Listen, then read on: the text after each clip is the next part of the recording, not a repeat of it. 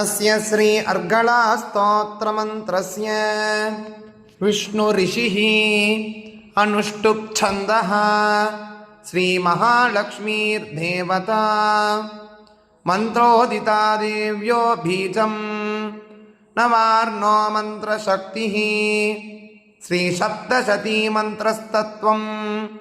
श्रीजगदम्बा प्रीत्यर्थे सप्तशतीपटाङ्गत्वेन जपे विनियोगः ध्यानम् बन्धूककुसुमाभासा पञ्चमुण्डादिवासिनी स्फुरच्छन्द्रकलारत्नमुकुण्डमालिनी त्रिनेत्रां रक्तवसना पीतोन्नतकटस्थनी